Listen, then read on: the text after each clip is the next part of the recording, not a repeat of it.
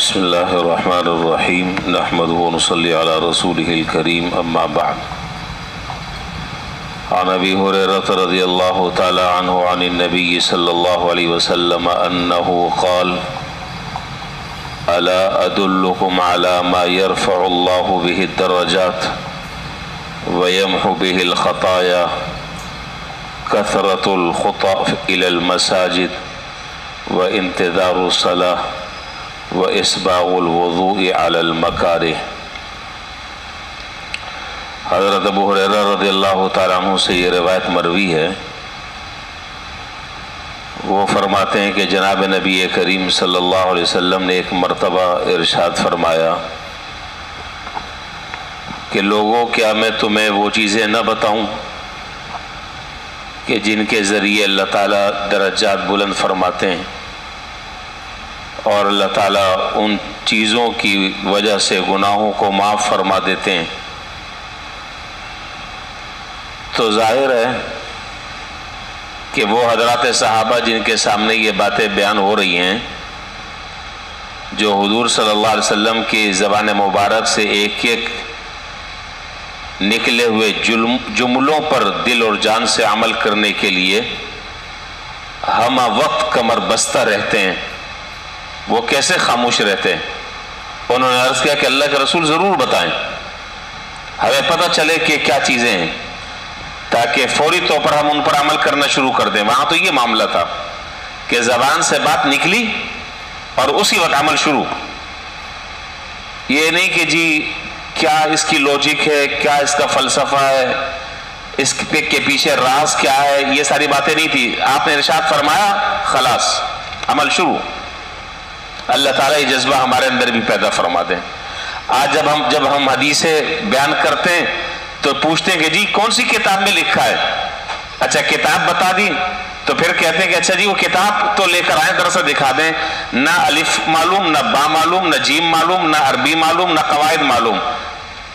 جس آدمی جو حروف عربی کی حروف تہجی نہ جانتا ہو وہ کتاب کی عبارت کیا سمجھے گا؟ وہ کتاب کا نام ہی نہیں پڑھ سکتا، نام کیا لکھا ہے؟ اعتماد ہے نہیں، تو پھر کیا ہوگا؟ پھر یہی ہوگا جیسے ہیں زندگی گزر گئی ہے اسی طریقے سے زندگی گزرتی جا رہی ہے۔ اعتماد ضروری ہے، اعتماد۔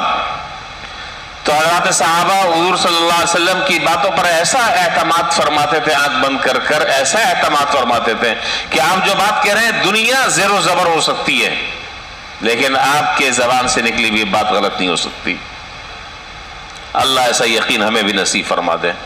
تو آپ نے جب فرمایا کہ میں تمہیں کیا وہ چیزیں نہ بتاؤں کہ جس کے ذریعے درجات بلند ہوتے ہیں اور اللہ تعالیٰ گناہوں کو معاف فرماتے ہیں؟ حضرات صحابہ نے عرض کیا کہ اللہ کے رسول ضرور ارشاد فرمائے۔ آپ نے فرمایا کہ 3 چیزیں۔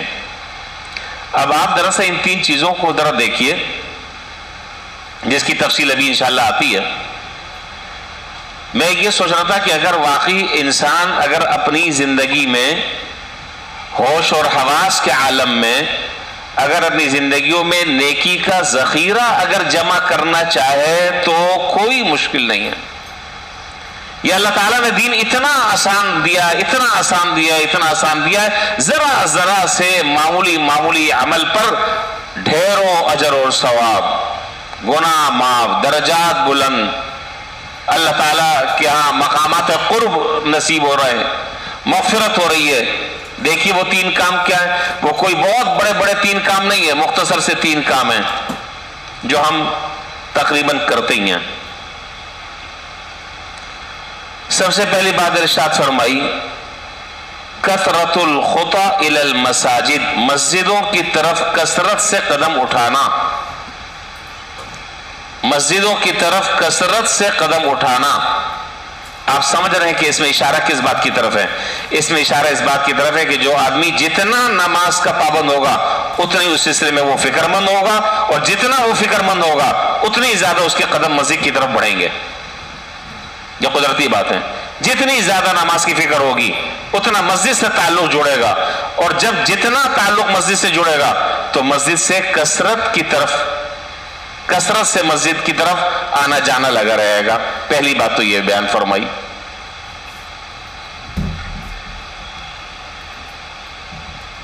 اور اس میں حضرات فقہا نے لکھا کہ اس میں یہ مسئلہ بھی اس کے اندر شامل ہے کہ نماز کو بر وقت ادا کرنے کی فکر کرنا.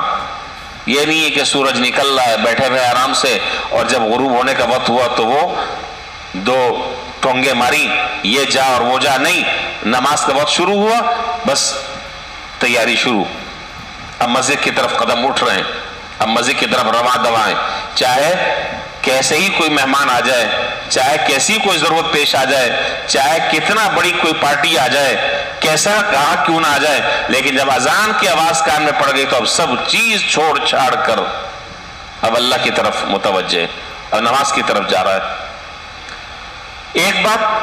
دوسری بات فرمائی کہ وَإِنْتِظَارُ الصَّلَاةِ بَعْدَ الصَّلَاةِ. یہاں پر تو یہاں روایت میں یہ مسند احمد کی روایت ہے، یہاں ہے انتظار الصلاة، اور حدیث کی دوسری کتابوں میں اس جملے میں اضافہ بھی ہے. وہاں یوں ہے وَإِنْتِظَارُ الصَّلَاةِ بَعْدَ الصَّلَاةِ. ایک نماز کے ختم ہونے کے بعد دوسری نماز کے انتظار میں ہے. اب یہ صورت مسجد میں بھی ہو سکتی ہے، یہ صورت باہر بھی ہو سکتی ہے. مسجد میں یہ صورت تو ایسی ہو سکتی ہے کہ ایک آدمی ہے الحمدللہ کمانے کی کوئی فکر نہیں ہے، پینشن مل رہی ہے، اولاد کا موپوت ہے، مل رہا ہے، اب ظاہر ہے پوتے ہیں، نواسے ان کو کھلانا پلانا ہے اور باقی وقت اللہ اللہ کرنا ہے، مسجد میں بیٹھنا ہے. تو گھر میں بیٹھا ہوں اس سے بہتر ہے کہ میں مسجد میں بیٹھ جاؤں گا. ایک نماز ختم ہوئی اب دوسری نماز کی فکر، دوسری سے فارغ ہوا تیسری نماز کی فکر. ایسے بھی اللہ کے بندے مسجد میں ہمارے ہیں کہ جو عصر میں آتے ہیں عشاء پڑھ کر گھر جاتے ہیں، ایسے بھی ہیں. تو بڑے قابل تعریف لوگ ہیں ماشاءاللہ کہ ایک نماز ختم ہوئی دوسری نماز کا انتظار، دوسری ختم ہوئی تیسری نماز کا انتظار. ایک صورت تو یہ.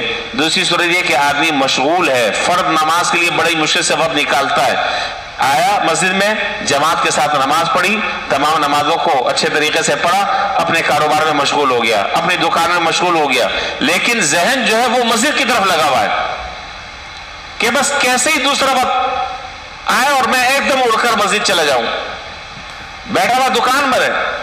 تو فرمایا کہ حدیث میں کہ ایسا آدمی بھی جتنا وقت اس کا گزر رہا ہے اللہ تعالیٰ کے ہاں یہ متصور ہوگا کہ یہ آدمی گویا کہ نماز میں ہے.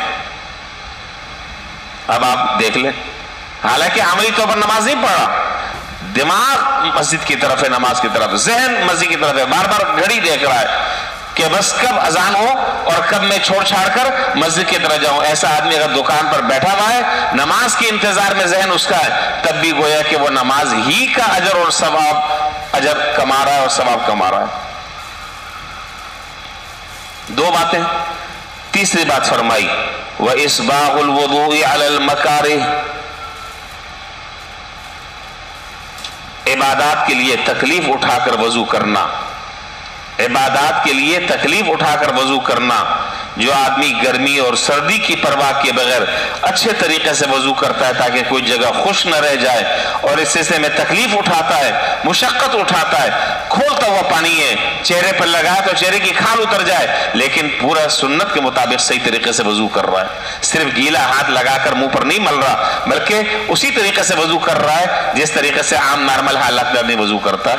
یہ سخت سردی ہے، گیزر نہیں ہے، پانی لگاتا ہے تو برداشت نہیں ہو رہا، تکلیف ہو رہی ہے، تو اللہ تعالیٰ کے لیے گرمی اور سردی کو برداشت کر رہا ہے اور وضو سنت کے مطابق صحیح طریقے سے کر رہا ہے. فرمایا کہ یہ 3 کام ایسے ہیں کہ جو انسان کے گناہوں کو معاف کر دیتے ہیں اور اللہ تعالیٰ ان کاموں کی برکت سے اس کے درجات بلند فرماتے ہیں اور اللہ تعالیٰ اس کی مغفرت فرماتے ہیں.